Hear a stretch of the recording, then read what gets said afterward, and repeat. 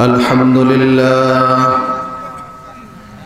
نحمده ونستعينه ونستغفره ونعوذ بالله من شرور أنفسنا ومن سيئات أعمالنا من يهده الله فلا مضل له ومن يضلل فلا هادي له وأشهد أن لا إله إلا الله وحده لا شريك له وأشهد أن محمدا عبده ورسوله أرسله بالحق بشيرا ونذيرا وداعيا إلى الله بإذنه وسراجا منيرا أما بعد فإن خير الحديث كتاب الله وخير الهدي هدي محمد صلى الله عليه وسلم وشر الأمور محدثاتها وكل محدثة بدعة وكل بدعة ضلالة وكل ضلالة في النار. أعوذ بالله من الشيطان الرجيم. قل إن كنتم تحبون الله فاتبعوني يحببكم الله ويغفر لكم ذنوبكم والله غفور رحيم. وقال الله تعالى في موضع آخر: يا أيها الذين آمنوا أطيعوا الله وأطيعوا الرسول ولا تبطلوا أعمالكم. وقال الله تعالى في موضع آخر: وما آتاكم الرسول فخذوه وما نهاكم عنه فانتهوا واتقوا الله إن الله شديد العقاب.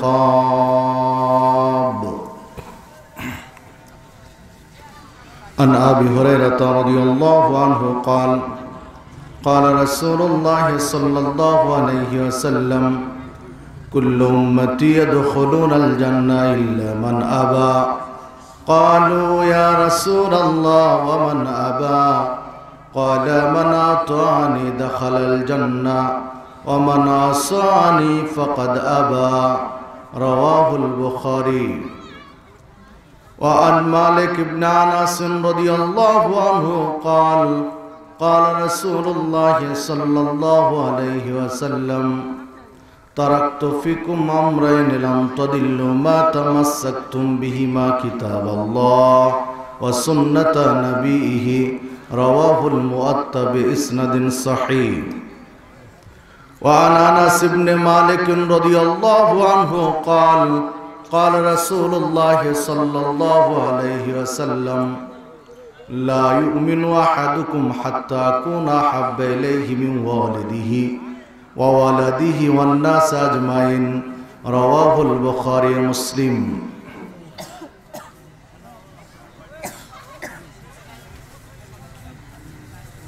ঐতিহ্যবাহী নীলফামারী জেলার অন্তর্গত পঞ্চপুকুর উত্তরাশশী ধনীপাড়ায় অবস্থিত অধ্যকার ওয়াজ মাহফিলের সম্মানিত শ্রদ্ধেয় সভাপতি জনাব মোহাম্মদ হাবিবুর রহমান, চেয়ারম্যান ৮ নং পঞ্চপুকুর ইউপি, প্রধান অতিথি আলহাজ মমিন উদ্দিন আহমদ, বিশেষ অতিথি আমন্ত্রিত ওলামায়ে কেরাম, উপস্থিত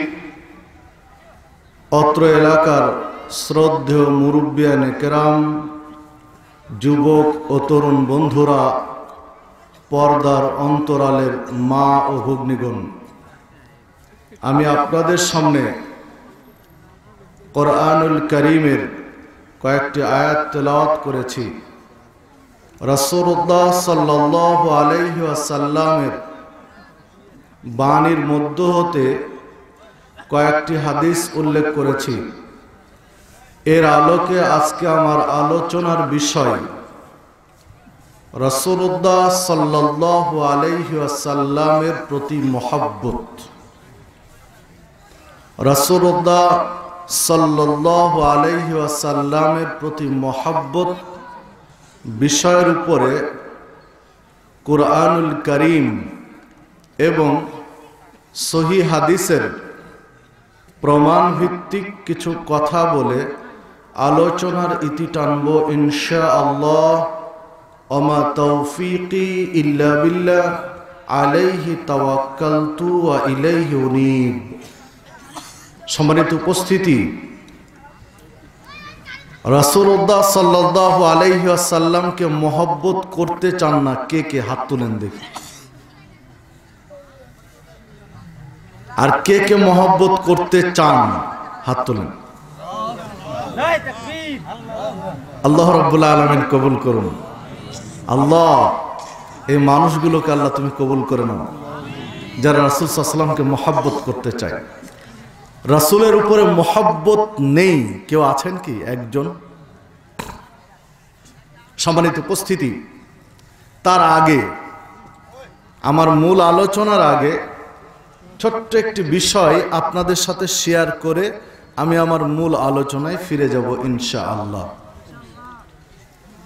আপনারা যারা এসেছেন, কষ্ট করে এই মাহফিলে এসেছেন, এই ওয়াজ মাহফিলে অংশগ্রহণ করেছেন, আকাশের নিচে সামান্য একটা সামিয়ানার ভিতরে মাটির উপরে সামান্য খড় বিচালিতের বসে মাটির মানুষ মাটির সাথে মিশে গিয়ে কোরআন এবং সুন্নাহ মহব্বতে একত্রিত হয়েছেন।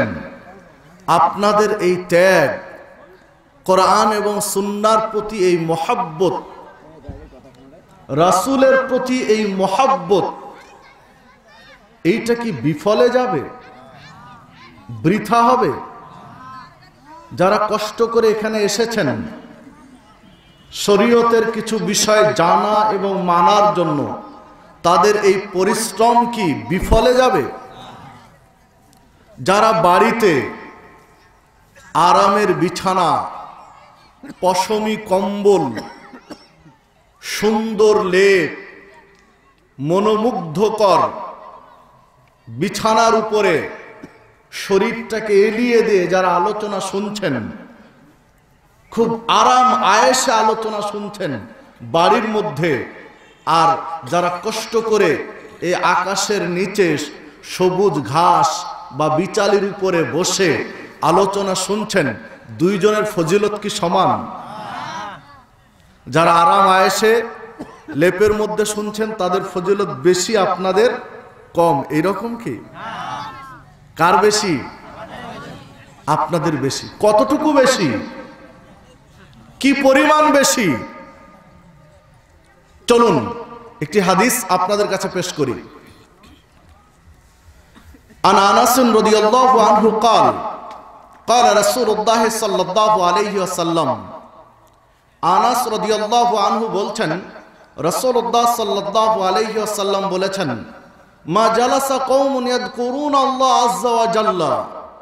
যখন কিছু মানুষ এক জায়গায় একত্রিত হয়ে বসে আল্লাহ রাব্বুল আলামিনকে স্মরণ করার জন্য, আল্লাহ রাব্বুল আলামিনকে স্মরণ করার জন্য যখন কিছু মানুষ একত্রিত হয়ে বসে, অন্য বর্ণনায় আছে ইয়াতলুনা কিতাবাল্লাহ ওয়া ইয়াতাদারাসুনাহু, তাদের উদ্দেশ্য হলো আল্লাহর কিতাব তেলাওয়াত করা এবং তার পর্যালোচনা করা, আল্লাহর কিতাবের দার্স দেওয়া, কোরআন মাজিদের পর্যালোচনা করা সুন্নাহর আলোকে। এই লক্ষ্য এবং উদ্দেশ্য নিয়ে যখন কিছু মানুষ একত্রিত হয়ে বসেন, ইল্লা নাদাহুম মুনাদিম মিনাস সামা। যখন আলোচনা শেষ হয়ে যায়, শেষ পর্যন্ত যারা আলোচনার বৈঠকে আছেন, আলোচনা যখন শেষ, ইল্লা নাদাহুম মুনাদিম মিনাস সামা, তখন আসমান থেকে আল্লাহ রাব্বুল আলামিন ডাক দেন এই লোকগুলোকে, যেই লোকগুলো শেষ পর্যন্ত রাসূলের মুহাব্বতে, আল্লাহর স্মরণে, কোরআন তেলাওয়াত এবং পর্যালোচনার বৈঠকে রয়েছে। এই লোকগুলোকে আসমান থেকে ডাক দিয়ে আল্লাহ বলেন, কুমু মাগফুরান লাকুম, এবার উঠো, দাঁড়াও, চলে যাও তোমাদের বাড়িতে, কেননা তোমাদের যত পাপ ছিল এই পাপগুলোকে এই বৈঠকের বিনিময়ে ক্ষমা করে দেওয়া হয়েছে। ক্ষমা করার মালিক কে? পৃথিবীতে কেউ আছে আল্লাহ ব্যতীত যে ক্ষমা করতে পারে? কোন ওলিয়া উলিয়া, কোন গাউস কুতুব, কোন পীর ফকির, কোন বুজুর্গানে দিন, কোন আলেম, কোন আল্লামা, কোন শায়েখ, কোন মাশায়েখ, কেউ পারে? এই পৃথিবীতে কেউ আছে আল্লাহ ব্যতীত যে ক্ষমা করতে পারে? ক্ষমা করার একমাত্র মালিক কে? ক্ষমা করার একমাত্র একচ্ছত্র নিরঙ্কুশ মালিক আল্লাহ। কেউ যদি মনে করে আল্লাহ ছাড়া আর কেউ ক্ষমা করতে পারে, ঈমান থাকবে? থাকবে ঈমান? সম্মানিত উপস্থিতি, যে কথা বলছিলাম, যিনি ক্ষমা করার একমাত্র মালিক, যিনি ক্ষমা করার নিরঙ্কুশ মালিক, যিনি ক্ষমা করার একচ্ছত্র মালিক, তিনি ডাক দেন কাদেরকে? কাদেরকে ডাক দেন? না, আপনাদের আলোচনার মনোযোগ এখনো আসেনি। আমি শুরু থেকে শেষ পর্যন্ত কোরআন এবং হাদিস দিয়ে কথা বলবো ইনশাআল্লাহ। পারিপার্শ্বিক দু একটা কথা বলতে পারি, একটু মনোযোগ দিয়ে শুনতে হবে। সুর দিয়ে আপনাকে উদ্ভট কোনো কাহিনী শুনিয়ে আমি যেতে চাই না। আমি বহু কষ্ট করে আপনার এখানে এসেছি, বিধায় আপনাকে কিছু কোরআন এবং সুন্নাহ সরাসরি আল্লাহর বাণী আর রাসূলের বাণী শোনাতে চাই। রাজি আছেন তো? একটু মানসিক প্রস্তুতি নেন, একটু মনোযোগী হন। যেই লোকগুলো দ্বীনি বৈঠকে শেষ পর্যন্ত উপস্থিত রয়েছেন, এই লোকগুলোকে আল্লাহ ডাক দেন। কাদেরকে ডাক দেন? যারা শেষ পর্যন্ত আছেন। ডাক দিয়ে বলেন, কুমু, দাঁড়াও, উঠো, যাও, মাগফুরান লাকুম, তোমাদের সব পাপ ক্ষমা করে দেওয়া হয়েছে। দ্বিতীয় কথা বলেন, ফাকাদ বুদ্দিলাত সাইয়্যাতুকুম হাসানাত, তোমাদের যত পাপ রয়েছে এই পাপগুলোকে নেকি দিয়ে পরিবর্তন করে দেওয়া হয়েছে। তুমি যে আরামের বিছানা ছেড়ে, পশমি কম্বল ছেড়ে, উষ্ণ লেপ ছেড়ে, তুলতুলে বেড ছেড়ে, আরামের ঘর ছেড়ে চলে এসেছো আকাশের নিচে, সবুজ ঘাস বিচালের উপরে, খড়ের উপরে বসে আছো রাসূলের মহব্বতে, এর বিনিময়ে তোমাদের পাপগুলো ক্ষমা করে দিলাম, তোমাদের পাপগুলো নেকি দিয়ে আমি আল্লাহ পরিবর্তন করে দিলাম। হাদিস পাবেন তাবারানী আওসাতের মধ্যে 1556 নম্বর হাদিস। সম্মানিত উপস্থিতি, যে কথা বলছিলাম, যে এই বৈঠকের ফজিলত, মূল্য, গুরুত্ব, মর্যাদা এত বেশি যা ভাষায় প্রকাশ করা কঠিন। আল্লাহ যদি চান, আপনার ইখলাস যদি ঠিক থাকে, আপনার নিয়তের পরিশুদ্ধতা যদি থাকে, আপনার নিয়ত যদি খালেস হয়, একনিষ্ঠতা, একাগ্রতা যদি ঠিক থাকে, আল্লাহ চাইলে আজকে একটি মাহফিলের বিনিময়ে আপনার সারা জীবনের পাপ ক্ষমা করে দিতে পারেন। আল্লাহ চাইলে একটি দ্বীনি বৈঠকের মধ্যে সারা জীবনের পাপ নেকি দিয়ে পরিবর্তন করে দিতে পারেন। তবে অন্তরটা ফ্রেশ হতে হবে, পরিষ্কার হতে হবে। অন্তরটা কি হতে হবে? পরিষ্কার হতে হবে। দলিল চলেন, রাসূল সাল্লাল্লাহু আলাইহি ওয়াসাল্লাম বলছেন, আনা আবি হুরায়রা রাদিয়াল্লাহু আনহু قال قال রাসূলুল্লাহ সাল্লাল্লাহু আলাইহি ওয়াসাল্লাম, আবু হুরায়রা রাদিয়াল্লাহু আনহু বলছেন, রাসূলুল্লাহ সাল্লাল্লাহু আলাইহি ওয়াসাল্লাম বলেছেন, ইন্নাল্লাহা লা ইয়ানজুরু ইলা সুওয়ারিকুম ওয়া আমওয়ালিকুম, আল্লাহ তোমাদের কারো চেহারার দিকে দেখেন না, আল্লাহ কারো তোমাদের সম্পদের দিকে দেখেন না। কার সম্পদ কত বেশি, কার চেহারা সুরত কত বেশি, কার পোশাক আশাক কত সুন্দর, এইগুলো আল্লাহ দেখেন না। ওয়ালাকিন ইয়ানজুরু ইলা কুলুবিকুম ওয়া আমালিকুম, বরং আল্লাহ তোমাদের কলবটা দেখেন, অন্তরটা দেখেন, আল্লাহ তোমাদের হৃদয়টা দেখেন, এবং আল্লাহ তোমাদের আমলটা দেখেন। কে সুন্দর আমল করছো, কে আমলে সালেহ করছো, বিশুদ্ধ আমল করছো, কার অন্তরটা ফ্রেশ, এই দুইটা জিনিস দেখেন। আল্লাহ দেখেন কি আমল আর কল, অন্তর। হাদিস পাবেন সহিহ মুসলিমের মধ্যে ৬৭০৮ নম্বর হাদিস সহিহ মুসলিমের। সম্মানিত উপস্থিতি, যে কথা বলছিলাম, অন্তর ফ্রেশ হওয়া লাগবে, অন্তর পরিষ্কার হওয়া লাগবে। কোরআন এবং সুন্নাহ মানার ক্ষেত্রে আল্লাহ রাব্বুল আলামিন বলছেন, একটি বৈঠকের বিনিময়ে তোমার সারা জীবনের পাপ আমি আল্লাহ ক্ষমা করে দেব, সারা জীবনের পাপ নেকি দিয়ে পরিবর্তন করে দেব, যদি অন্তর ফ্রেশ হয়। সহিহ মুসলিমের ৭০২৮ নম্বর হাদিস, আল্লাহ রাসূল সাল্লাল্লাহু আলাইহি ওয়াসাল্লাম বলছেন, মান সালাকা তারিকান ইয়ালতামিসু ফীহি ইলমান, যদি কোনো ব্যক্তি ইলম অর্জনের জন্য, দ্বীনি জ্ঞান অর্জনের জন্য, শরীয়তকে বুঝার জন্য, ইসলামকে জানার জন্য বাড়ি থেকে রাস্তায় বের হয়, ইয়ালতামিসু ফীহি ইলমান, যার উদ্দেশ্য হলো ইসলামকে জানা, ইসলামের কিছু বিষয় শিখা, ইসলামের জ্ঞান অর্জন করা, সাহালাল্লাহু লাহু বিহি তারিকান ইলাল জান্নাহ, ওই ব্যক্তির জন্য আল্লাহ জান্নাতের রাস্তা সহজ করে দেন। ৭০২৮ নম্বর হাদিস সহিহ বুখারীর, সহিহ মুসলিমের। সম্মানিত উপস্থিতি, ইসলাম সম্পর্কে জানার জন্য আমরা বাড়ি থেকে বেরিয়ে আসিনি, এখানে বাড়ি থেকে রাস্তা মারিয়ে এখানে এসেছি।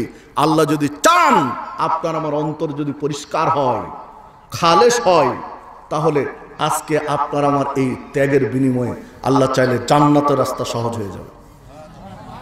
সম্মানিত উপস্থিতি, আমি যেটা বোঝানোর জন্য আপনাকে হাদিসটি পেশ করেছি, সেইটি হলো, যারা বাড়িতে বসে লেপ কম্বলের ভিতরে আরাম আয়েশে আলোচনা শুনেন, তাদের জন্য কি ফজিলত? যারা বাড়ি থেকে রাস্তায় বের হয়ে আসে তাদের জন্য, তারা কি রাস্তায় বের হয়েছেন? এক।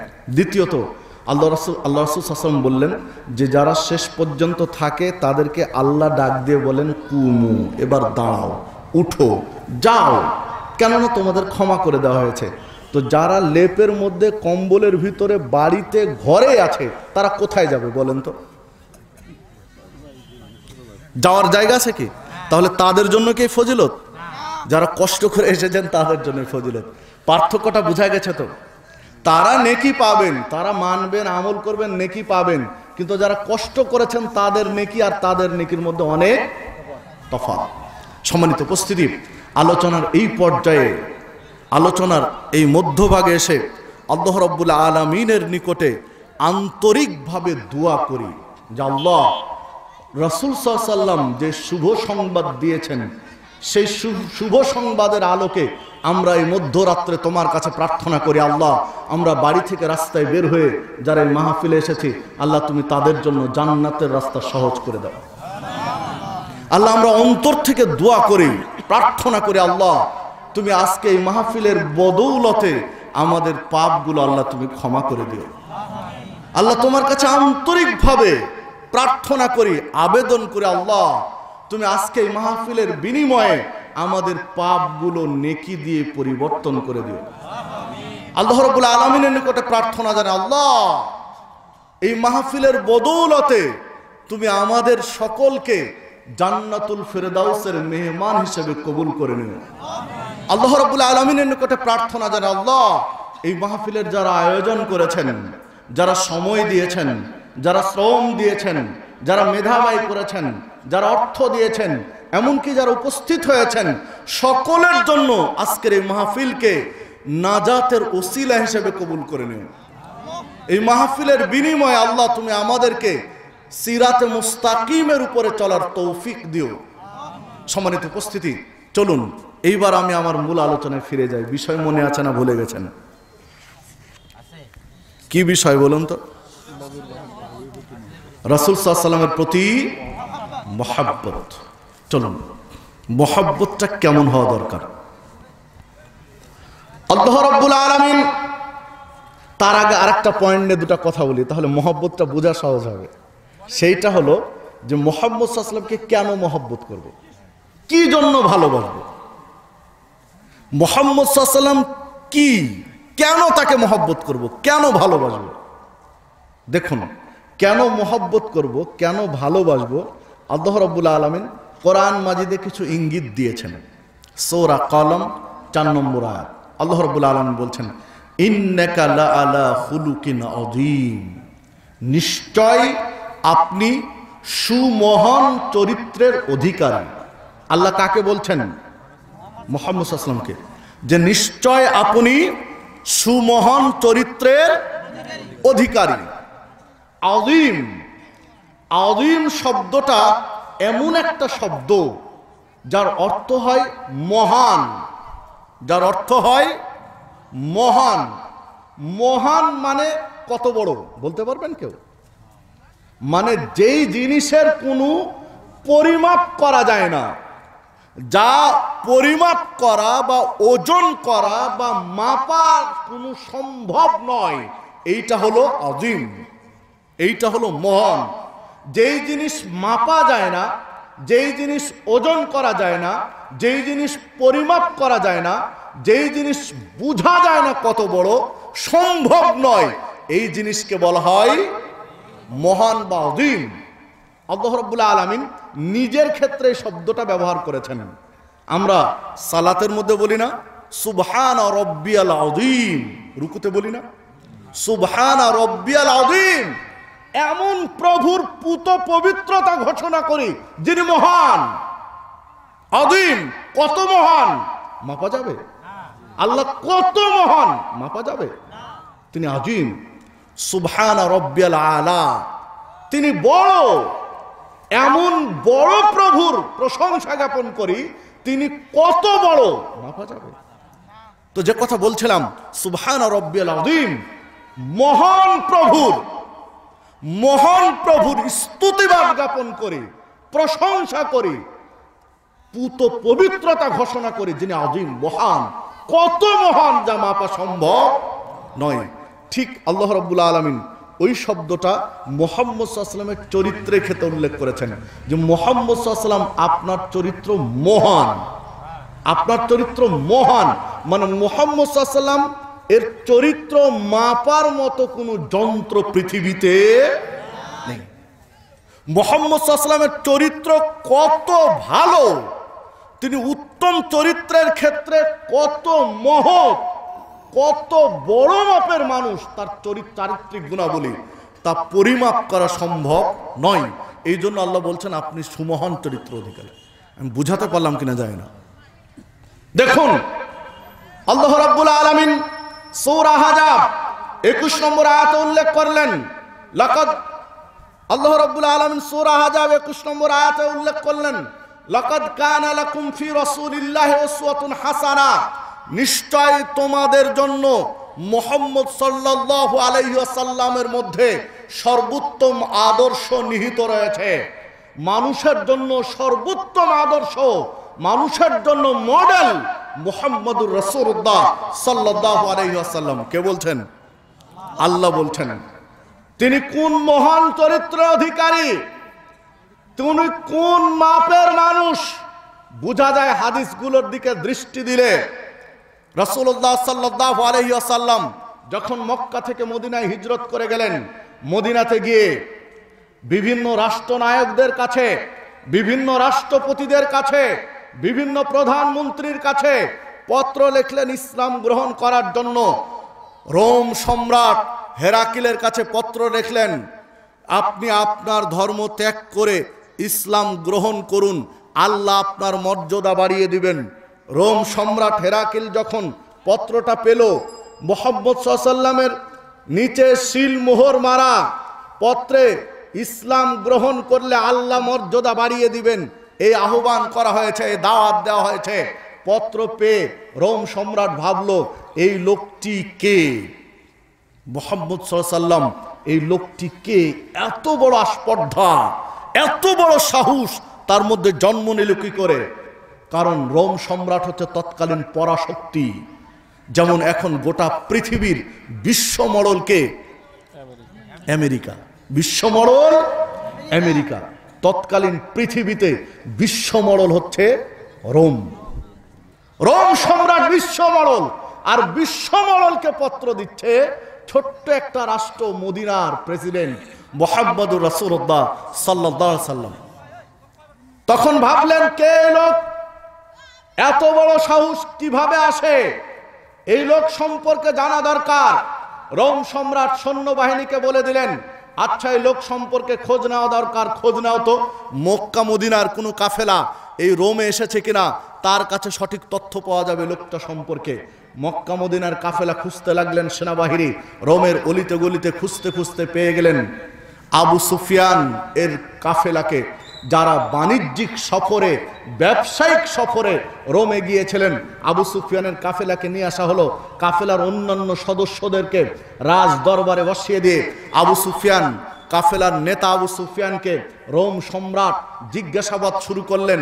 রোম সম্রাটের যা জানা প্রয়োজন ছিল যে এই লোকটা কে, এই লোকটার নাম কি, এই লোকটার বংশমর্যাদা কেমন, এই লোকটা কোন বংশের, এই লোকের কেউ অতীতে নেতা ছিল কিনা, এই লোক এর সাথী যারা যারা ইসলাম গ্রহণ করেছে তারা আবার ইসলাম থেকে ত্যাগ করেছে কিনা, ইসলাম থেকে বের হয়েছে কিনা, এই লোক মুসলিমদের সাথে কেমন আচরণ করেন ইত্যাদি ইত্যাদি, কিন্তু ওয়াদা খেলাপ করেন কিনা, যুদ্ধ হলে যুদ্ধে জয় করেছেন কিনা, মানে যা জানা প্রয়োজন ছিল রোম সম্রাট আবু সুফিয়ানের কাছে জেনে নিল। জানার পরে রোম সম্রাট আবু সুফিয়ানকে বলছেন, কি বলছেন একটু খেয়াল করে শুনেন। বলছেন ফাইন কানা মা তাকুলু হাক্কান, আবু সুফিয়ান তুমি যে তথ্য দিলে এই লোক সম্পর্কে, মানে কার সম্পর্কে, মুহাম্মদ সাল্লাল্লাহু আলাইহি ওয়াসাল্লাম, তুমি যে তথ্য দিলে তোমার এই তথ্য যদি ঠিক হয়ে থাকে, তোমার এই তথ্য যদি ঠিক হয়ে থাকে, ফাসায়ামলিকু মাউদিয়া কদামাইয়া হাতাইন, অচিরেই আমার রোম সাম্রাজ্য এমনকি রোম সম্রাটের সিংহাসন পর্যন্ত একদিন এই লোকটার পায়ের তলে শোভা পাবে, কেউ ঠেকাতে পারবে না। তৎকালীন বিশ্বমরণ রোম সম্রাট হেরাকিল মন্তব্য করছেন। তাও আবার কি, আবু সুফিয়ান তখন ইসলাম গ্রহণ করেননি, একজন তৎকালীন মুশরিকের কাছে তথ্য শুনে এই মন্তব্য করছেন যে তোমার তথ্য ঠিক হয়ে থাকলে অচিরেই আমার সিংহাসন পর্যন্ত তার পায়ের তলে শোভা পাবে, কেউ ঠেকাতে পারবে না। সেদিন আর বেশি দূরে নেই। এরপরে শেষ কথা বলছেন, যদি আমি তার কাছে থাকতাম, অলাউ কুনতু ইনদাহু, আমি যদি তার কাছে থাকতাম, মানে কার কাছে, কে, রোম সম্রাট, আমি যদি তার কাছে থাকতাম তাহলে লা ওয়াসালতু আন কাদামিহি, আমি রোম সম্রাট দুই হাত দিয়ে মুহাম্মদ সাল্লাল্লাহু আলাইহি ওয়াসাল্লামের পা ধুয়ে সম্মান জানাতাম। মানে আমি প্রমাণ করে দিতাম যে পৃথিবীর মাটিতে আপনি সর্বশ্রেষ্ঠ ব্যক্তিত্ব। সহিহ বুখারীর 7 নম্বর হাদিস, সহিহ বুখারীর 7 নম্বর হাদিস। সম্মানিত উপস্থিতি, দেখুন একই ধরনের মন্তব্য শোনা যায় আরেকজন খ্রিস্টান পণ্ডিত, যখন হুদায়বিয়ার সন্ধি চলে, হুদায়বিয়ার চুক্তি হচ্ছে, অমুসলিমদের পক্ষ থেকে যারা ছিল তাদের মধ্যে একজন ছিলেন উরওয়া বিন মাসউদ সাকাফি। তিনি হুদায়বিয়ার সন্ধির সময় অমুসলিমদের পক্ষে ছিলেন। হুদায়বিয়ার সন্ধির স্বচক্ষে দেখলেন, মুহাম্মদ সাল্লাল্লাহু আলাইহি ওয়াসাল্লামকে খুব কাছে থেকে দেখলেন সন্ধির সময়, গিয়ে জাতির কাছে, কওমের কাছে, নিজ সম্প্রদায়ের কাছে গিয়ে বর্ণনা দিচ্ছেন, এই কওমি, হে আমার সম্প্রদায়, ওয়াল্লাহি লাকাদ ওয়াফাদতু আলাল মুলুকি, আল্লাহর কসম আমি অনেক রাজ দরবারে গিয়েছি, অনেক রাজ প্রাসাদে গিয়েছি। ওয়াল্লাহি লাকাদ ওয়াফাদতু আলাল কিসরা ওয়া কাইসারা ওয়া নাজাশি, আমি কিসরা গিয়েছি, কাইসার গিয়েছি, আমি রোম গিয়েছি, আমি রোম বাদশার সম্রাটের রাজ দরবারে গিয়েছি, আমি পারস্য সাম্রাজ্যের রাজ দরবারে গিয়েছি, আমি আবিসিনিয়ার বাদশা নাজ্জাশির রাজ দরবারে গিয়েছি। আল্লাহর কসম, আল্লাহর কসম, কোন প্রজা রাজাকে ততটুকু সম্মান জানাতে দেখিনি মুহাম্মদ সাল্লাল্লাহু আলাইহি ওয়াসাল্লামের সাথীরা মুহাম্মদ সাল্লাল্লাহু আলাইহি ওয়াসাল্লামকে যতটুকু সম্মান করে। একজন অমুসলিম তার কওমের কাছে গল্প করছে যে মুহাম্মদ সাল্লাল্লাহু আলাইহি ওয়াসাল্লামের সাথীরা, মুহাম্মদ সাল্লাল্লাহু আলাইহি ওয়াসাল্লামের সাথীরা মুহাম্মদ সাল্লাল্লাহু আলাইহি ওয়াসাল্লামকে যতটুকু মান্য করে, যেভাবে মেনে চলে, কোন রাজ প্রাসাদে আমি দেখিনি রাজা বাদশার প্রজারা রাজাকে ততটুকু মেনে চলে। আশ্চর্য দেখলাম মুহাম্মদ সাল্লাল্লাহু আলাইহি ওয়াসাল্লামকে। যে কিভাবে তিনি সাহাবীদেরকে গড়ে তুলেছেন। কোন প্রাসাদের রাজা বাদশারা তার প্রজাকে ততটুকু অনুগত বানাতে পারেনি মুহাম্মদ সাল্লাল্লাহু আলাইহি ওয়াসাল্লাম সাহাবীদেরকে যেভাবে বানিয়েছেন। সহিহ বুখারীর 2732 নম্বর হাদিস। সম্মানিত উপস্থিতি, দেখুন মুহাম্মদ সাল্লাল্লাহু আলাইহি ওয়াসাল্লাম কি কোন মানের ব্যক্তি, কেন তাকে আপনি অনুসরণ করবেন। পৃথিবীতে একজন পারফেক্ট উপযুক্ত ব্যক্তি হচ্ছেন মুহাম্মদ সাল্লাল্লাহু আলাইহি ওয়াসাল্লাম। নবী হওয়ার পর থেকে মরা পর্যন্ত অন্যায়ভাবে কারো উপর অবিচার করেছেন, কাউকে গালি দিয়েছেন, অন্যায়ভাবে কাউকে মেরেছেন, কারো আত্মসাৎ করেছেন, কারো সাথে চুগলখড়ি করেছেন, কারো সাথে ধাপ্পাবাজি করেছেন, কারো সাথে প্রতারণা করেছেন, কারো সাথে ঠকবাজি করেছেন, কোনো রেকর্ড নেই। আশ্চর্য বিষয় আরো যে তিনি জন্ম থেকে নবী হওয়া পর্যন্ত, নবী হচ্ছেন 40 বছর বয়সে, জন্ম থেকে নবী হওয়া পর্যন্ত এই 40 বছরের নবী হওয়ার আগেও তিনি কাউকে গালি দিয়েছেন, কাউকে অন্যায়ভাবে মেরেছেন, কারোর সাথে প্রতারণা, ধাপ্পাবাজি, চুগলখড়ি, ঠকবাজি বা কোনো ধরনের দুষ্কৃতি করেছেন, কোনো রেকর্ড নেই। আশ্চর্য ব্যক্তি মুহাম্মদ সাল্লাল্লাহু আলাইহি ওয়াসাল্লাম। তো এই মানুষকে যদি না মানবেন তো মানবেন কাকে? যদি তাকে মহব্বত না করবেন তো মহব্বত করবেন কাকে? কে আছেন এই পৃথিবীতে? একজন ব্যক্তি পাওয়া যাবে পৃথিবীতে যার জন্ম থেকে মৃত্যু পর্যন্ত যার চরিত্রে কালিমা লেপন করার মতো একটা বাক্য লেখা যাবে না, এরকম ব্যক্তি পৃথিবীতে পাওয়া যাবে? তিনি হচ্ছেন ব্যতিক্রম একজন ব্যক্তিকে মুহাম্মদ সাল্লাল্লাহু আলাইহি ওয়াসাল্লাম। দেখুন আনাস রাদিয়াল্লাহু আনহু বলছেন, রাসূলুল্লাহ সাল্লাল্লাহু আলাইহি ওয়াসাল্লাম বলেছেন, আতি বাবাল জান্নাহ ইয়াউমাল কিয়ামা, কিয়ামতের দিন আমি প্রথম ব্যক্তি জান্নাতের দরজায় গিয়ে দাঁড়াবো। বিচার হয়ে গেছে, বিচার শেষ, এখন জান্নাতে কে যাবে, যাওয়ার পালা, কে আগে যাবে? ওখানে আদম আলাইহিস সালাম রয়েছেন, মূসা আলাইহিস সালাম রয়েছেন, নূহ আলাইহিস সালাম রয়েছেন, ঈসা আলাইহিস সালাম রয়েছেন, ইব্রাহিম আলাইহিস সালাম রয়েছেন, মুহাম্মদ সাল্লাল্লাহু আলাইহি সাল্লাম রয়েছেন, পৃথিবীর সকল নবী রাসূল রয়েছেন, পৃথিবীর সকল মানুষ রয়েছেন যাদেরকে জান্নাতের দিকে সাইড করা হয়েছে, তাদেরকে জান্নাতের দিকে সাইড করা হয়েছে, তারা ওই জায়গায় রয়েছেন। জান্নাতে যাবে কয়জন? হাজারে একজন। আদম আলাইহিস সালামকে আল্লাহ বলছেন যে এগুলো বনু আদম, তোমার সন্তান, জান্নাতের দিকে আলাদা করো, জাহান্নামের দিকে আলাদা করো। আদম আলাইহিস সালাম বলছেন, আল্লাহ কয়জনকে, কিভাবে? আল্লাহ রাব্বুল আলামিন বলছেন 100 জন বাছাই করে একজন জান্নাতের দিকে দাও, আর 900 একজনকে জান্নাতের দিকে দাও, আর 99 জনকে জাহান্নামের দিকে দাও। 100 জনে একজনকে জান্নাতের দিকে দাও আর 99 জনকে জাহান্নামের দিকে দাও।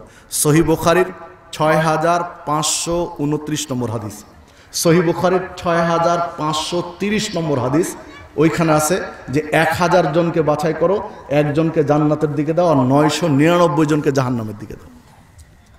সম্মানিত উপস্থিতি, বিচারের মাঠ, সেই দিন বোঝা যাবে কি দিন।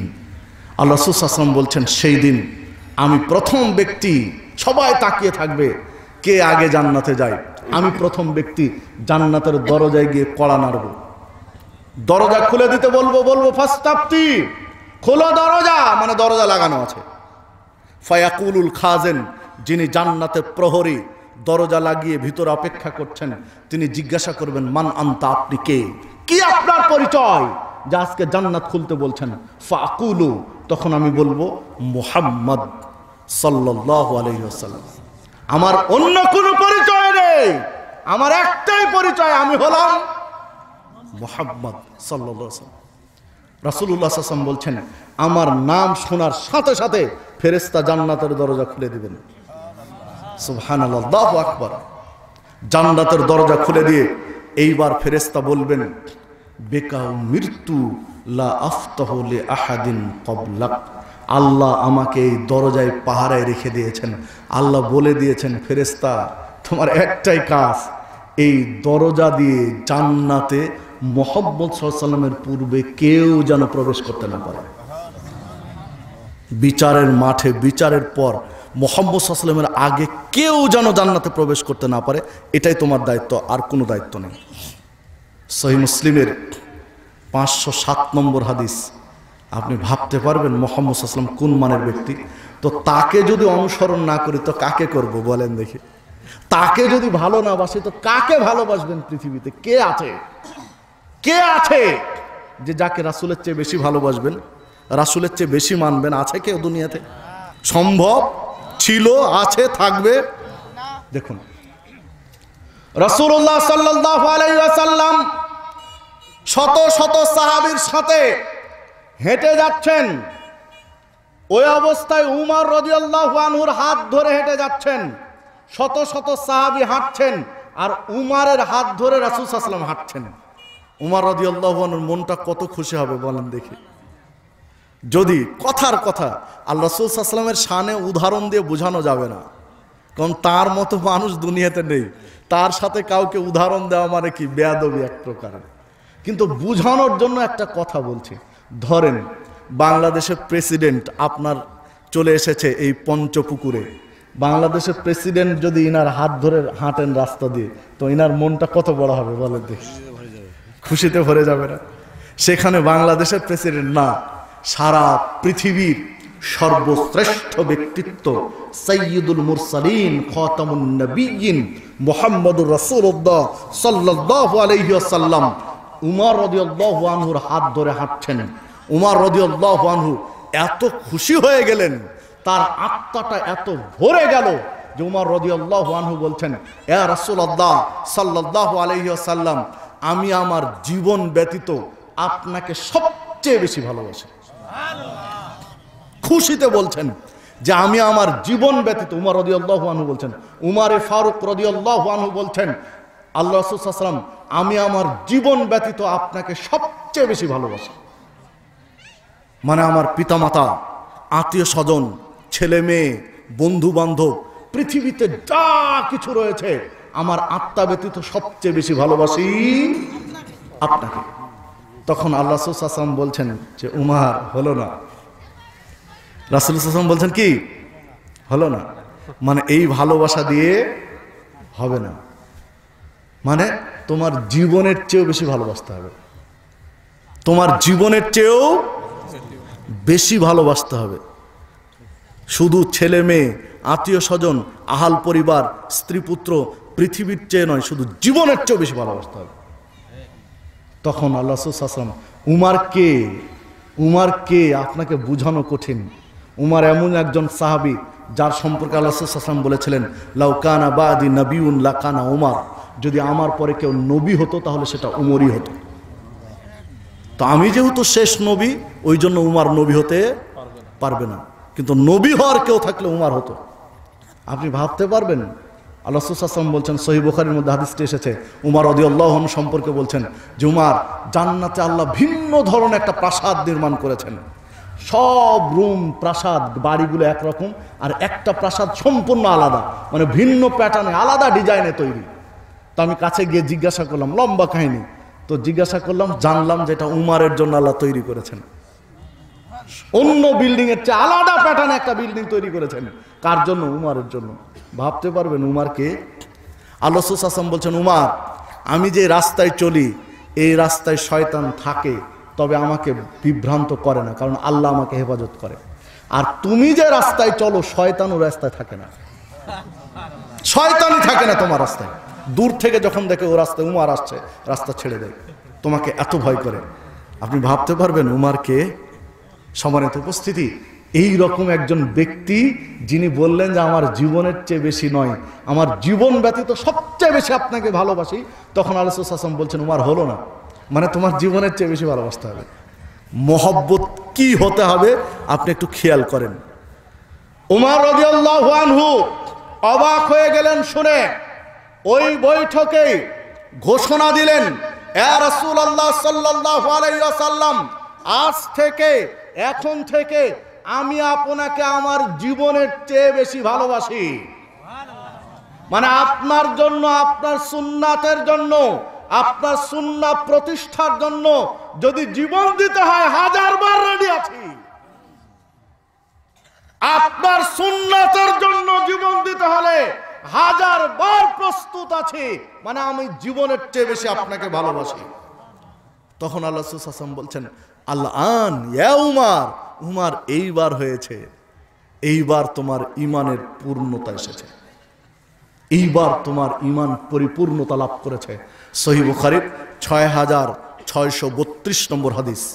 সম্মানিত উপস্থিতি, দেখুন, আনাস ইবনে মালিক রাদিয়াল্লাহু আনহু قال قال رسول الله সাল্লাল্লাহু আলাইহি ওয়াসাল্লাম, আনাস ইবনে মালিক রাদিয়াল্লাহু আনহু বলছেন রাসূলুল্লাহ সাল্লাল্লাহু আলাইহি ওয়াসাল্লাম বলেছেন, লা ইউমিনু আহাদুকুম হাত্তা আকুনা হাব্বা ইলাইহি মিন ওয়ালিদিহি ওয়া ওয়ালাদিহি ওয়ান নাস আজমাইন। তোমাদের কারো ঈমান পরিপূর্ণ হবে না, কেউ পরিপূর্ণ মুমিন হতে পারবে না, কেউ পরিপূর্ণ ঈমানদার হতে পারবে না যতক্ষণ পর্যন্ত সন্তান সন্ততি পিতামাতা এমনকি অন্নাস আজমাইন, এই পৃথিবীতে যত মানুষ আছে সবচেয়ে বেশি আমি মুহাম্মদ সাল্লাল্লাহু আলাইহি ওয়াসাল্লামকে ভালো না বাসবে, আমি মুহাম্মদ সাল্লাল্লাহু আলাইহি ওয়াসাল্লামকে সবচেয়ে বেশি যতদিন ভালোবাসতে না পারবে ততদিন পর্যন্ত ঈমান পূর্ণ পাবে না, পূর্ণতা হবে না। আল্লাহ রাসূল সাল্লাল্লাহু আলাইহি ওয়াসাল্লামকে সবচেয়ে বেশি ভালোবাসতে হবে না কাকে? সবচেয়ে বেশি কাকে ভালোবাসতে হবে? সবার চেয়ে বেশি, তবে স্ত্রীর চেয়ে কম নাকি? সবার চেয়ে বেশি স্ত্রীর চেয়ে কম এরকম কি? সবার চেয়ে বেশি বাপ মায়ের চেয়ে কম এরকম কি? আজকে আপনার আমার আদর্শ যদি দেখি, মুহাম্মদ সাল্লাল্লাহু আলাইহি ওয়াসাল্লামকে ভালোবাসা মানে কি? ভালোবাসা মানে তার আদর্শ মেনে নেওয়া। রাসূলুল্লাহ সাল্লাল্লাহু আলাইহি ওয়াসাল্লামকে ভালোবাসা, মুহাম্মদ সাল্লাল্লাহু আলাইহি ওয়াসাল্লামকে মহব্বত করা মানে কি? তার অনুসরণ করা। তার অনুসরণ না করে মহব্বত হবে?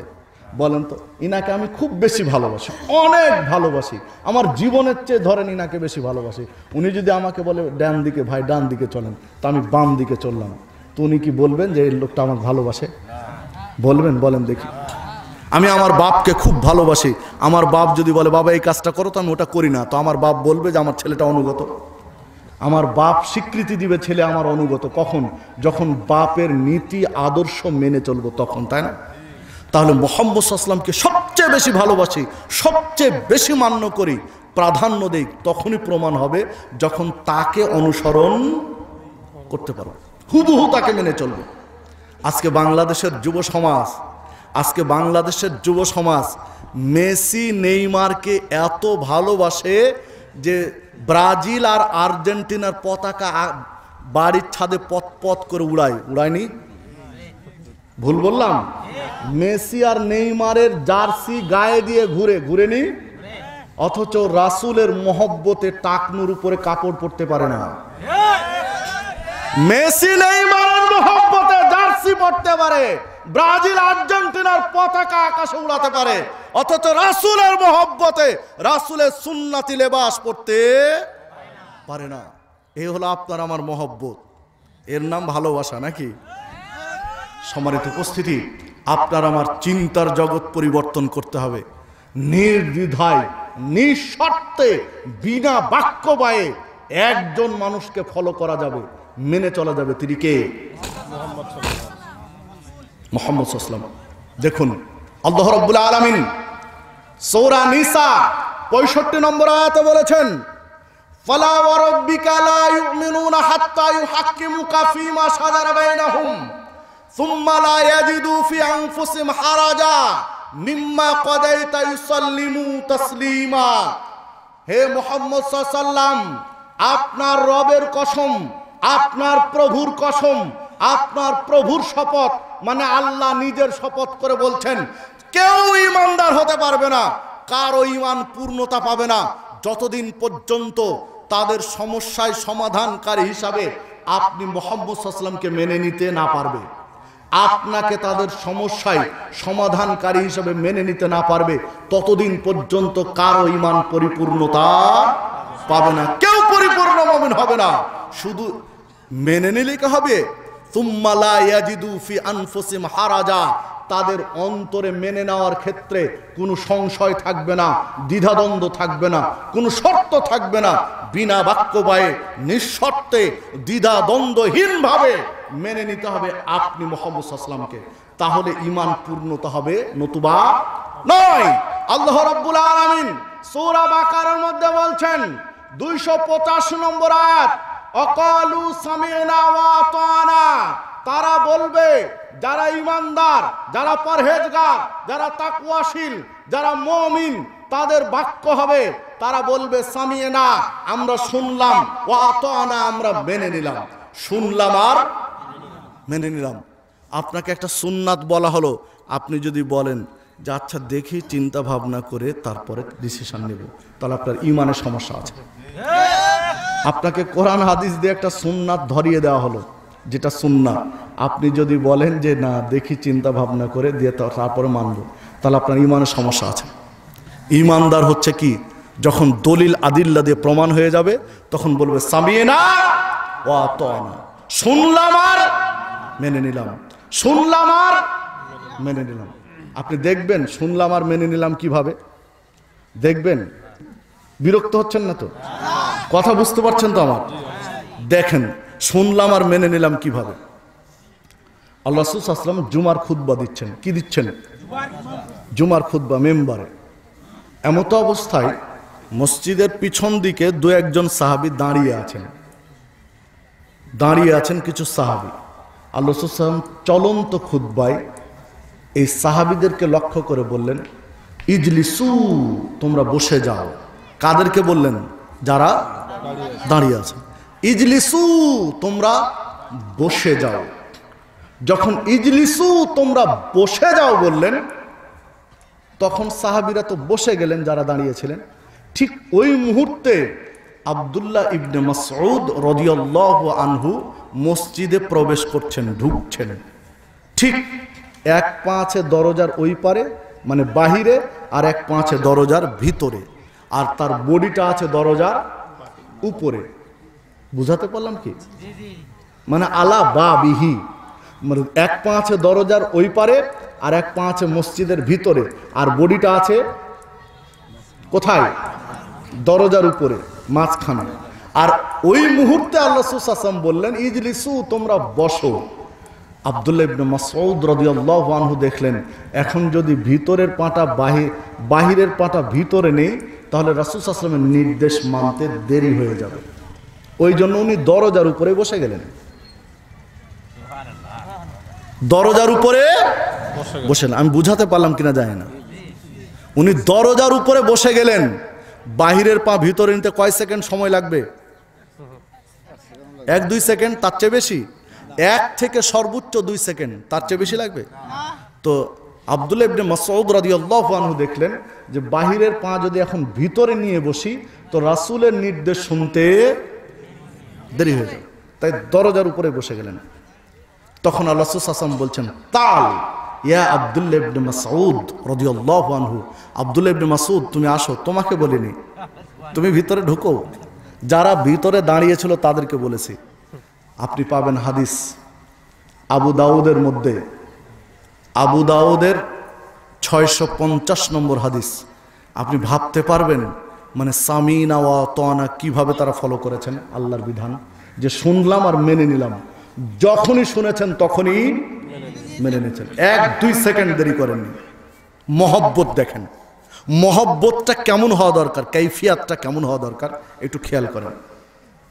দেখুন রাসূলুল্লাহ সাল্লাল্লাহু আলাইহি ওয়াসাল্লাম মক্কা থেকে মদিনায় হিজরত করে আসলেন। মক্কাতে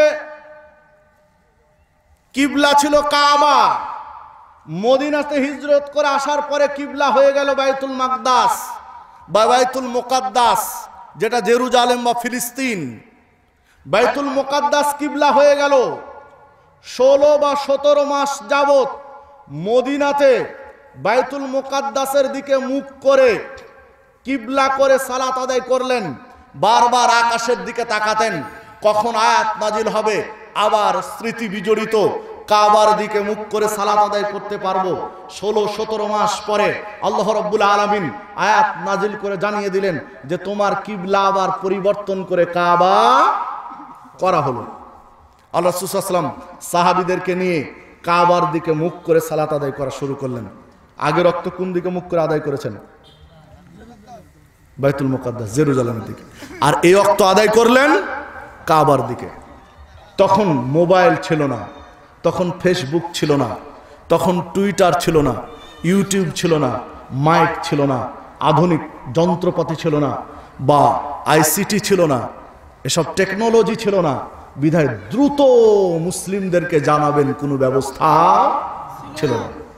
মুখে মুখে শব্দটা যেতে হবে যে এখন কিবলা চেঞ্জ হয়ে করা হয়েছে কাবা। এটা মুখে মুখে ছড়াবে, তো মুখে মুখে ছড়াতে সময় লাগবে না? রাসূলুল্লাহ সাল্লাল্লাহু আলাইহি ওয়াসাল্লাম সাহাবীদেরকে নিয়ে সালাত আদায় করলেন। প্রত্যেকে নিজ নিজ বাড়িতে চলে গেলেন। ধরুন ফজরের সালাতের ঘটনা এটা, বা এশার সালাতের ঘটনা এটা। এশা বা ফজরে এই ঘটনা ঘটলো, আর জোহর অথবা আসরের সালাতে মসজিদে নববী থেকে একজন সাহাবী বেরিয়ে জোহর বা আসরের সালাতের সময় মদিনা থেকে বাহিরে চলে যাচ্ছেন। মদিনা থেকে বাইরে যাচ্ছেন। মসজিদে নববী থেকে ৮-৯ মাইল বা কিলোমিটার দূরে একটা মসজিদ আছে, যার নাম মসজিদে কিবলাতাইন, দুই কিবলার মসজিদ। দুই কিবলার মসজিদ। ঠিক ওই মসজিদের কাছে যখন গেলেন, তখন দেখছেন ওই মসজিদে সাহাবীরা সালাত আদায় করছেন।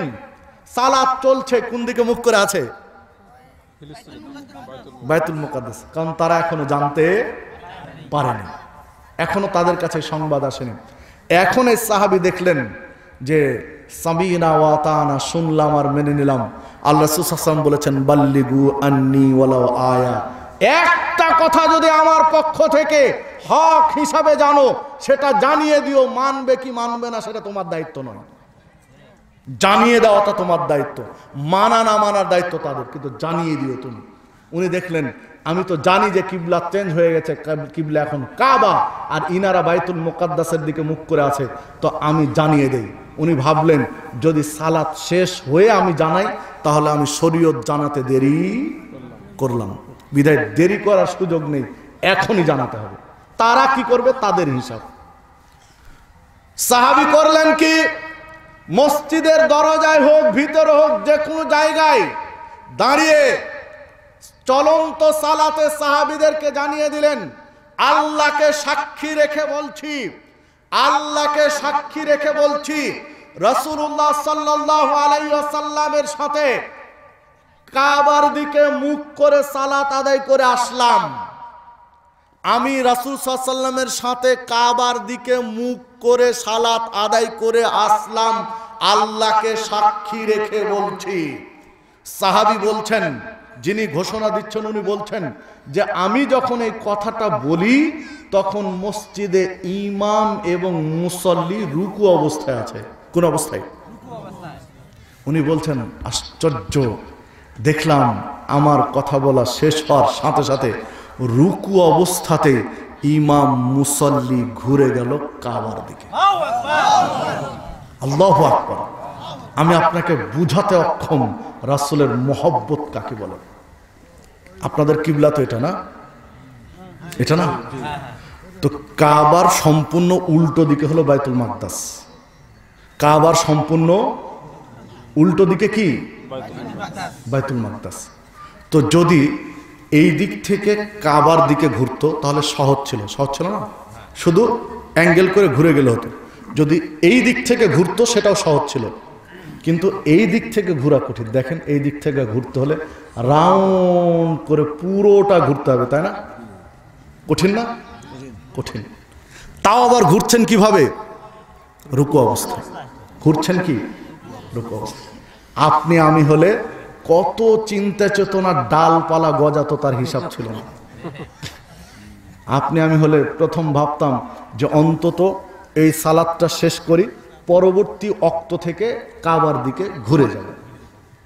আর না হলে ভাবতাম অন্তত এই রাকাতটা শেষ করি, পরের রাকাত থেকে ঘুরে যাব। আর না হলে ভাবতাম যে অন্তত রুকু থেকে দাঁড়ায় তারপরে ঘুরব। কারণ দাঁড়িয়ে ঘোরা কিন্তু সহজ, দাঁড়িয়ে ঘুরে গেল সহজ না, কিন্তু রুকু অবস্থায় ঘোরা কঠিন। তাও কি একাকি? জামাতে। একাকি নয়, কিন্তু জামাতে। সম্মানিত উপস্থিতি, শুনলেন কোন অবস্থায় কিবলা চেঞ্জ হয়েছে, জানলেন কোন অবস্থায়, আর মানলেন কোন অবস্থায়। দেখেন আল্লাহ রাব্বুল আলামিন যে কোরআন মাজিদে বলেছেন, তারা বলে সামিনা ওয়া আতানা, শুনলাম আর মেনে নিলাম। প্রমাণ আছে? সাহাবীরা বাস্তব প্রমাণ করে দেখেননি? দেখেছেন না দেখেননি? শুনলাম আর মেনে নিলাম, মানে যে অবস্থায় শুনেছেন ওই অবস্থাতেই মেনেছেন। এর নাম হলো মহব্বত। যে অবস্থায় শুনেছেন সে অবস্থায় মেনে নিয়েছেন। এর নাম হলো মহব্বত, ভালোবাসা, রাসূলের প্রতি ভালোবাসা তারা প্রকাশ করেছেন। সরাসরি আল্লাহর বিধান কোরআন মাজিদ যেভাবে বলেছেন সেভাবেই তারা বাস্তবায়ন করেছেন। হাদিস পাবেন সহিহ বুখারীর মধ্যে 40 নম্বর হাদিস। 40 নম্বর হাদিসে একটু সংক্ষিপ্ত, আর সহিহ বুখারীর 399 নম্বর হাদিসে একটু বিস্তারিত আছে, পুরো ঘটনা আছে। সম্মানিত উপস্থিতি, একটু ভাবা দরকার যে সাহাবীরা কিভাবে ফলো করেছেন, সাহাবীরা কিভাবে রাসূল সাল্লাল্লাহু আলাইহি সাল্লামকে অনুসরণ করেছেন, আপনার আমার একটু ভাবা দরকার। রাসূলুল্লাহ সাল্লাল্লাহু আলাইহি ওয়াসাল্লাম সেই যুগে মসজিদে নববীতে জুতা পায়ে দিয়ে সালাত আদায় করছিলেন। কোন সাহাবীর পায়েও জুতা ছিল, কোন সাহাবীর পায়েও জুতা আছে, রাসূল সাল্লাল্লাহু আলাইহি ওয়াসাল্লামের পায়েও জুতা আছে, সালাত চলছে। এমত অবস্থায় জিবরিল আসলেন আল্লাহ রাসূল সাল্লাল্লাহু আলাইহি ওয়াসাল্লামকে, সালাত চলন্ত সালাতে জিবরিল এসে বললেন, এ মুহাম্মদ সাল্লাল্লাহু আলাইহি সাল্লাম, আপনার জুতায় নাপাকি লেগে আছে, আপনি জুতা খুলে পাশে রেখে দেন। আল্লাহ রাসূল সাল্লাল্লাহু আলাইহি সাল্লাম চলন্ত সালাতে জুতা খুলে পাশে রেখে দিলেন। যখন সালাম ফিরালেন, সালাম ফিরে দেখেন যে সকল সাহাবীর পায়ে জুতা ছিল প্রত্যেকে জুতা খুলে পাশে রেখে দিয়েছেন।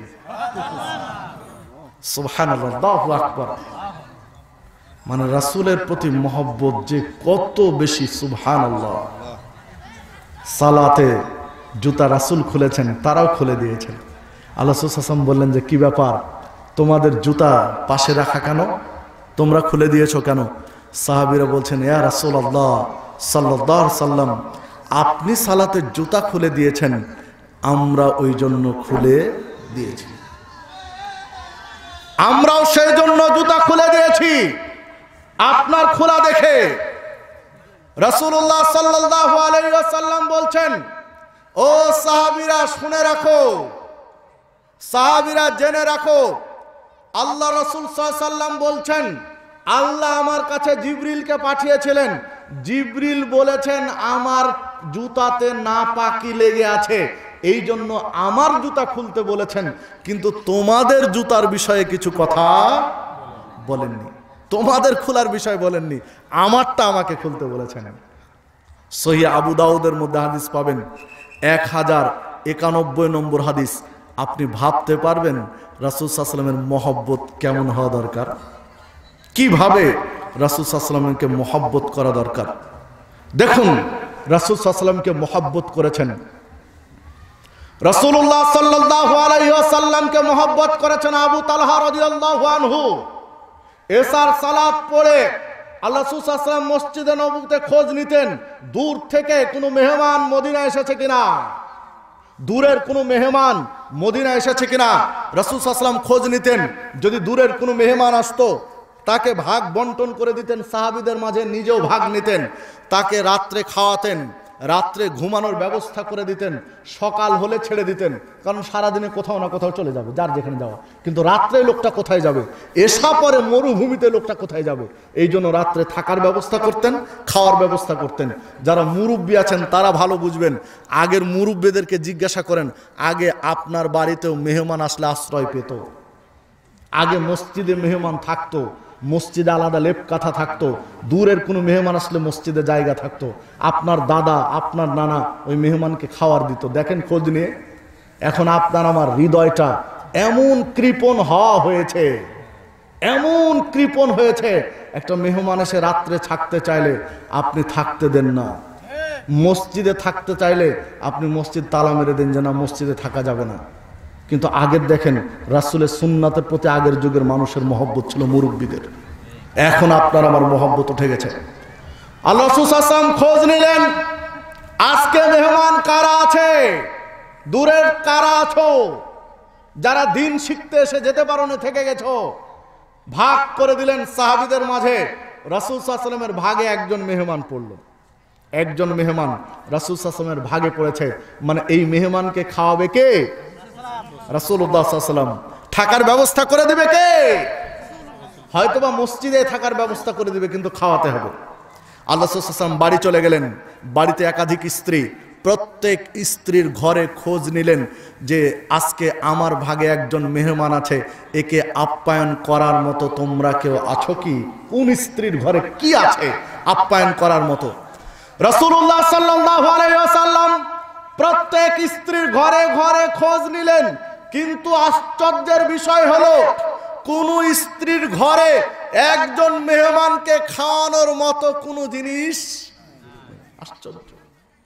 অথচ তিনি হলেন মদিনার প্রেসিডেন্ট, মদিনার প্রেসিডেন্ট, মুসলিম জাহানের বিশ্ব নেতা, মুসলিম জাহানের সর্বাধিনায়ক।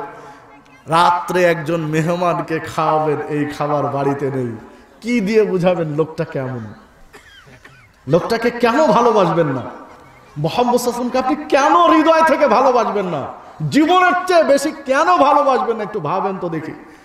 মদিনার প্রেসিডেন্ট একটা মেহমান খাওয়াবেন, ওই রাত্রিতে এইরকম কিছু নেই। রাসূলুল্লাহ সাল্লাল্লাহু আলাইহি ওয়াসাল্লাম মসজিদে আবার ফিরে আসলেন। মসজিদ আর বাড়ি তো লাগালাগি, দূরে নয়, তাই না?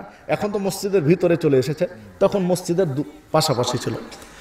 মসজিদে চলে আসলেন, সাহাবীদেরকে জিজ্ঞাসা করলেন যে আজকে তো আমার বাড়িতে মেহমান আপ্যায়ন করার মতো কিছু নেই, তোমরা কে আছো আজকে এই মেহমানকে আপ্যায়ন করে দিতে পারো, আমার ভাগের মেহমানকে খাওয়াতে পারো? আবু তালহা রাদিয়াল্লাহু আনহু বলছেন, ইয়া রাসূলুল্লাহ সাল্লাল্লাহু আলাইহি ওয়াসাল্লাম, আমি প্রস্তুত, আপনার ভাগের মেহমান আমাকে দেন, আমি আজকে আপ্যায়ন করব, রাত্রে খাওয়াবো। মানে আবু তালহার একটা মানসিকতা হলো, রাসূল সাল্লাল্লাহু আলাইহি ওয়াসাল্লামের ভাগের মেহমানকে আজকে যদি আমি সঠিকভাবে আপ্যায়ন করতে পারি, আর রাসূল সাল্লাল্লাহু আলাইহি ওয়াসাল্লাম যদি মন খুলে একটু আমার জন্য দোয়া করে দেয় যে আল্লাহ আবু তালহাকে তুমি জান্নাতে দিয়ে দিও, তাহলে আমার জান্নাত ঠেকাতে কেউ পারবে না। রাসূল সাল্লাল্লাহু আলাইহি ওয়াসাল্লাম যদি বলেন যে আবু তালহাকে আল্লাহ তুমি জান্নাতে দিও, আর কেউ ঠেকাতে পারবে না। এই এতটুকু ভালোবাসার কারণে, মহব্বতের কারণে রাসূল সাল্লাল্লাহু আলাইহি ওয়াসাল্লামের ভাগের মেহমান বাড়ি নিয়ে চলে গেলেন। কে? আবু তালহা রাদিয়াল্লাহু আনহু। স্ত্রী উম্মে সুলাইম রাদিয়াল্লাহু আনহা জিজ্ঞাসা করলেন, যারে রাসূলের ভাগের মেহমান পেয়েছে আজকে, রাসূলের ভাগের মেহমানকে যদি আপ্যায়ন করাতে পারি, আর রাসূল সাল্লাল্লাহু আলাইহি ওয়াসাল্লাম যদি মন খুলে একবার আল্লাহকে বলে দেন আমার জান্নাত ঠেকাতে কেউ পারবে না, কি খাবার আছে তুমি পেশ করো। উম্মে সুলাইম রাদিয়াল্লাহু আনহা বলছেন, স্বামী গো, আজকে তো বাড়িতে তেমন কিছু খাবার নাই। মানে আবু তালহা জানে না যে তার বাড়ির অবস্থা কি। আজকে তো মেহমানকে আপ্যায়ন করার মতো তেমন কিছু নেই, কিছুই নেই। সামান্য কয়েকটা খেজুর আছে, তোমার বাচ্চাগুলো কান্নাকাটি করছিল খাবার জন্য, তাদেরকে থামিয়ে রেখেছি যে তুমি নামাজ পড়তে গিয়েছো, রাসূলের কাছে গিয়েছো মসজিদে নববীতে, তুমি আসলে সবাই মিলে একটু ভাগযোগ করে খেজুর আর পানি খেয়ে ঘুমাবো, এই জন্য থামিয়ে রেখেছি, ওই কয়েকটা খেজুর ছাড়ার কিছু নেই। তখন আবু তালহা বলছেন যে উম্মে সুলাইম বেগম, আমরা তো প্রত্যেক রাত্রে খাই, আজকে আমাদের খেতে হবে না, আজকে না খেয়ে থেকে মেহমানকে খাওয়াতে হবে। তখন উম্মে সুলাইম বলছেন, স্ত্রী বলছেন, স্বামী গো, আমি আর তুমি না হয় বুঝলাম, কিন্তু ছোট ছোট বাচ্চাগুলো, আমাদের ছোট ছোট সন্তানগুলো, ওরা কি করে বুঝবে? ওদেরকে তুমি কি দিয়ে বুঝাবা? তারা ক্ষুধার্ত, তাদেরকে কি দিয়ে তুমি বুঝাবা যে রাসূলের ভাগের মেহমান কাজকে খাওয়াতে হবে? তখন আবু তালহা বলছেন, কেন, তুমি না মা? তুমি তো মা, তোমার হৃদয়ে সন্তানের প্রতি প্রেম, ভালোবাসা, মহব্বত আল্লাহ ঢেলে দিয়েছেন, যা বাবার হৃদয়ে নেই। সন্তানের প্রতি মহব্বত বাবার বেশি না মায়ের বেশি? মায়ের বেশি। এই জন্য মাকে ভালোবাসতে হবে বাবার চেয়ে কয় গুণ বেশি? 3 গুণ, 3 গুণ। কারণ সন্তানের প্রতি মায়ের যে ত্যাগ, তিতিক্ষা, তা বাবার নেই। তুমি মা, তোমার হৃদয়ে মহব্বত আল্লাহ ঢেলে দিয়েছেন, তুমি তোমার প্রেম ভালোবাসা দিয়ে সন্তানকে ঘুম দাও। এইবার ক্ষুধার্ত সন্তানকে, একাধিক সন্তান, যেটা হাদিসে বোঝা যাচ্ছে, ক্ষুধার্ত সন্তানগুলো মা হৃদয়ের সাথে বুকে নিয়ে আদর, স্নেহ, ভালোবাসা, মায়া, মমতা দিয়ে ঘুম দিয়ে দিলেন। ঘুমিয়ে দেওয়ার পরে এবার স্বামীকে বললেন, বাচ্চারা ঘুমিয়েছে, এবার রেডি করো, কি করতে হবে, তো খাবারগুলো পেশ করো, একটা পিয়ালা বা বাটিতে করে খেজুরগুলো নিয়ে আসো, পানি দাও। যখন পেশ করা হলো মেহমানের সামনে, মেহমান বলছেন যে আপনি ছাড়া তো খাবো না, মেজবান ছাড়া খাবে না। ভারী মুশকিল। অল্প কয়েকটা খেজুর যদি মেজবান আর মেহমান দুইজন খায় তো না তার পেট ভরবে না ইনার পেট ভরবে, দুইজনই সমস্যায়। এখন কি করা যায়? তো স্ত্রীকে শিখিয়ে দিলেন যে আমাকে ছাড়া তো উনি খাবেন না, আমরা যখন দুইজন খেতে বসবো তুমি বাতি ঠিক করার ভান করে বাতিটা নিভিয়ে দিবে। ঘটনা কিন্তু রাতের, এশা পরের ঘটনা। বাতি ঠিক করার ভান করে বাতিটা কি করবে? নিভিয়ে দিবে, বাকি কাজ আমি করব। ঠিক তাই করলেন। স্বামী আর মেহমান খেতে বসেছেন, বাতিটা ঠিক করার একটু ভান করে ভুনিটা করে নিভিয়ে দিলেন। ঘর অন্ধকার। এবার আবু তালহা রাদিয়াল্লাহু আনহু বলছেন যে ঠিক আছে খাওয়া শুরু করি, বাতি ঠিক করবে যার দায়িত্ব আছে। খাওয়া শুরু করলেন। এবার মেহমান খেজুর নিচ্ছেন আর খাচ্ছেন, আর আবু তালহা রাদিয়াল্লাহু আনহু পাত্রে হাত নাড়ছেন, নেড়ে বুঝাচ্ছেন যে আমি খেজুর নিলাম, আর মুখে চকচক করে শব্দ করছেন, কৃত্রিম মানে খাওয়ার ভান করছেন। খাওয়ার ভান করে সম্পূর্ণ খেজুর খাওয়ালেন মেহমানকে। মেহমানকে সম্পূর্ণ খেজুর খাওয়িয়ে, পানি খাওয়িয়ে, তৃপ্তি সহকারে খাওয়িয়ে ঘুম দিয়ে দিলেন। সকালবেলা ফজরের সালাত আদায় করে যখন রাসূল সাল্লাল্লাহু আলাইহি ওয়াসাল্লামের সাথে সাক্ষাৎ করলেন, আল্লাহ রাসূল সাল্লাল্লাহু আলাইহি ওয়াসাল্লাম মুচকি মুচকি হাসতে লাগলেন আবু তালহাকে দেখে। মানে রাতে যা ঘটেছে আল্লাহ জিবরিলকে দিয়ে জানিয়ে দিয়েছেন মুহাম্মদ সাল্লাল্লাহু আলাইহি ওয়াসাল্লাম। মুহাম্মদ সাল্লাল্লাহু আলাইহি ওয়াসাল্লাম আবু তালহাকে দেখে বলছে, আবু তালহা তুমি আর তোমার স্ত্রী আজকে মেহমানের সাথে কি করেছো, কি ঘটিয়েছো, কি কাণ্ড করেছো তোমরা স্বামী স্ত্রী? স্বয়ং আল্লাহ রাব্বুল আলামিন আরশে আজিমে থেকে তোমাদের স্বামী স্ত্রীর দৃশ্য দেখছিলেন আর হাসছিলেন। ফেরেশতাদেরকে বলছিলেন যে দেখো তোমরা মানুষ সৃষ্টি করতে নিষেধ করেছিলে যে মানুষ খুন খারাপি আর শুধু মারামারি করবে, দেখো আমার বান্দা, এক বান্দা আর এক বান্দার প্রতি, এক মুসলিম আর এক মুসলিমের প্রতি কতটা মহব্বত আর ভালোবাসা থাকলে এটা হতে পারে। দেখো নিজের ছেলে মেয়েকে ঘুম দিয়ে নিজেরা না খেয়ে পুরো খাবার মেহমানকে খাওয়াচ্ছেন, নিজেরা খাওয়ার ভান করছে। সম্মানিত উপস্থিতি, আল্লাহ রাসূল সাল্লাল্লাহু আলাইহি ওয়াসাল্লাম বলছেন, আবু তালহা আজকে রাত্রে আল্লাহ ঘোষণা দিয়ে দিয়েছেন যে মুহাম্মদ সাল্লাল্লাহু আলাইহি ওয়াসাল্লাম আবু তালহাকে জানিয়ে দিও যে আবু তালহার জন্য আমি জান্নাত নির্ধারণ করে দিয়েছি। জান্নাতের 10 জন সুসংবাদ প্রাপ্ত ব্যক্তির একজন হচ্ছেন আবু তালহা রাদিয়াল্লাহু আনহু। সহিহ বুখারীর 3798 নম্বর হাদিস। আপনি ভাবতে পারবেন রাসূলের প্রতি মহব্বত কেমন হওয়া দরকার। যদি রাসূলের প্রতি 100-তে 100 ভাগ মহব্বত থাকে, সেভাবে জীবন যাপন করতে পারি, ইনশাআল্লাহ জান্নাত। সূরা নিসা 13 নম্বর আয়াতে বলছেন, মাইয়ুতিইল্লাহা ওয়া রাসূলাহু, যে ব্যক্তি আল্লাহর আনুগত্য করে, রাসূলকে মেনে চলে, রাসূলের অনুসরণ করে, ইউদখিলুহু জান্নাতিন তাজরি মিন তাহতিহাল আনহার, আল্লাহ তাকে এমন জান্নাতে প্রবেশ করাবেন যার তলদেশ দিয়ে ঝর্ণা সমূহ প্রবাহিত। তলদেশ দিয়ে ঝর্ণা প্রবাহিত, এই রকম জান্নাতে আল্লাহ প্রবেশ করাবেন কাকে? যারা আল্লাহকে মানবে, রাসূলকে ভালোবাসবে, অনুসরণ করবে। সহিহ বুখারীর 7280 নম্বর হাদিস। আল্লাহ রাসূল সাল্লাল্লাহু আলাইহি ওয়াসাল্লাম বলছেন, কুল্লু উম্মতি ইয়াদখুলুনাল জান্নাহ, আমার সকল উম্মত জান্নাতে যাবে, ইল্লা মান আবা, আবা ব্যতীত। ক্বালু ইয়া রাসূলুল্লাহ ওয়া মান আবা, সাহাবীরা বললেন আবাকে? আল্লাহ রাসূল সাল্লাল্লাহু আলাইহি ওয়াসাল্লাম বললেন, মান আতাআনি দাখালাল জান্নাহ, যে আমাকেই মেনে চলে ও জান্নাতে যাবে। ওমান আসাআনি ফাকাদ আবা, আর যে আমার উল্টো করে, আমি একটা বলি আর সে আরেকটা করে, সে হচ্ছে আবা, ও জান্নাতে যাবে না। আমার আলোচনার শেষ পর্যায়ে আপনাদেরকে যে কথা বলতে চাই, আল্লাহ বললেন কোরআন মাজিদে, আর রাসূল বললেন হাদিসে, রাসূলকে মহব্বত যদি করি, রাসূলের ভালোবেসে রাসূলের অনুসরণ যদি করি, ফলাফল জান্নাত।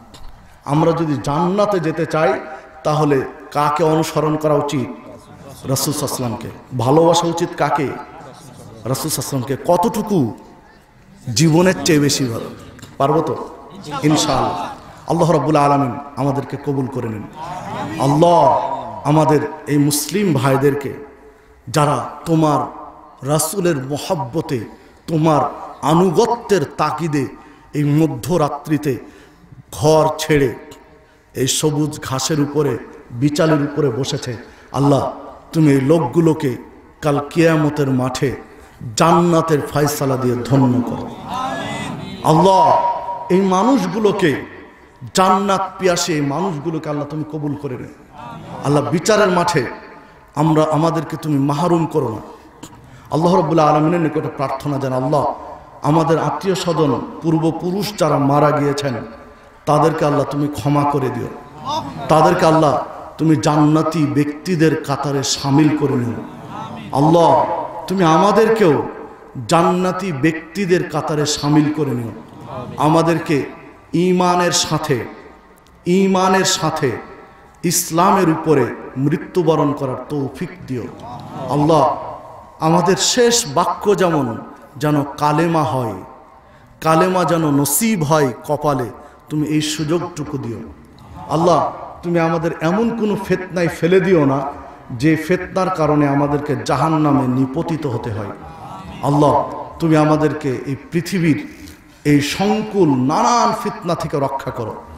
আজকে করোনা ভাইরাসে গোটা পৃথিবী তটস্থ। আল্লাহ তুমি মুসলিম উম্মাকে এই করোনা ভাইরাস থেকে তুমি হেফাজত করো। আল্লাহ তুমি করোনা ভাইরাস নামক এই অভিশাপকে তুমি তুলে নাও। আল্লাহ পার্শ্ববর্তী মুসলিমদের উপরে, ইন্ডিয়ান মুসলিমদের উপরে নির্যাতন চলছে, অকথ্য নির্যাতন। মসজিদগুলোতে আগুন দেওয়া হচ্ছে, মসজিদের মাইক মিনার থেকে খুলে নিয়ে সেখানে ইন্ডিয়ান পতাকা তুলে দেওয়া হচ্ছে। আল্লাহ তুমি এই লোকগুলোকে হেদায়েত করো। যদি নসিবে হেদায়েত থাকে তো হেদায়েত করো, আর যদি নসিবে হেদায়েত না থাকে আল্লাহ তুমি মালিক, তুমি রব, তুমি এর উপযুক্ত ব্যবস্থা করো। আল্লাহ তুমি মুসলিমদেরকে হেফাজত করো। চীনের উইঘুর মুসলিমদের উপরে নির্যাতন করেছিল চীন, আল্লাহ তুমি ফয়সালা করে দিয়েছো। তুমি মুসলিমদেরকে সারা পৃথিবীতে হেফাজত করো। আর অমুসলিম শক্তি যারা নির্যাতন করছে মুসলিমদেরকে, হয় তুমি এদের হেদায়েত করো, নাহলে উচিত শিক্ষা দাও। মায়ানমারে মুসলিমদের উপর নির্যাতন চালিয়েছে, আল্লাহ তুমি যদি নসিবে তাদের হেদায়েত থাকে তো হেদায়েত করো, নাহলে এদের যা সাজা তুমি দিয়ে দিও। আল্লাহ সারা পৃথিবী ব্যাপী তুমি মুসলিমদেরকে হেদায়েত করো। আল্লাহ আমাদের এই ছোট্ট ভূখণ্ড বাংলাদেশ, এই বাংলাদেশকে তুমি অমুসলিম চক্রান্ত থেকে তুমি রক্ষা করো। এই বাংলাদেশকে নিয়ে অমুসলিম চক্রগুলো কখনো বা জেএমবি বা জেএমজেবি এই চরমপন্থী গোষ্ঠীগুলোকে দিয়ে বাংলাদেশকে অস্থিতিশীল করে দিচ্ছে। এই চরমপন্থী জঙ্গি গোষ্ঠীগুলোকে দিয়ে বাংলাদেশের পরিবেশ ঘোলাটে করতে চাচ্ছে। আল্লাহ তুমি এই আমাদের তরুণদেরকে সঠিক বুঝ দান করো। এই জঙ্গিবাদী এটা যে খারেজি আকিদা, কোরআন সুন্নাহর আকিদা নয়, এই বুঝ দান করো। আর যারা এর কলকাঠি নাটছে, যারা এর নাটের গুরু, আল্লাহ তুমি এদের নসিবে হেদায়েত থাকলে হেদায়েত করো, নাহলে তুমি উচিত শিক্ষা দাও। আল্লাহ তুমি আমাদেরকে কোরআন এবং সুন্নাহর আলোকে জীবন যাপন করার তৌফিক দান করো। আল্লাহ তুমি আমাদেরকে হাসরের মাঠে কোটি কোটি মানুষের সামনে লাঞ্ছিত হওয়া থেকে মুক্তি দিও। আল্লাহ তুমি আমাদেরকে আজকে যেমন এখানে একত্রিত হয়েছি, বসেছি, আল্লাহ পরকালে হাসরের পরে জান্নাতে এইভাবে আমাদেরকে একত্রিত হওয়ার তৌফিক দান করো। আল্লাহ রাব্বুল আলামিনের কাছে পরিশেষে প্রার্থনা জানাই, আল্লাহ এই মাহফিলের যারা আয়োজন করেছেন, যারা শ্রম দিয়েছেন, যারা মেধা ব্যয় করেছেন, যারা অর্থ দিয়েছেন, যারা পরিশ্রম করেছেন, আল্লাহ তুমি কবুল করে নিও। এই মাহফিলটি আমাদের সকলের জন্য কবুল করে নিও। আল্লাহ তুমি এই মাহফিলটি সকলের জন্য কবুল করে নিও।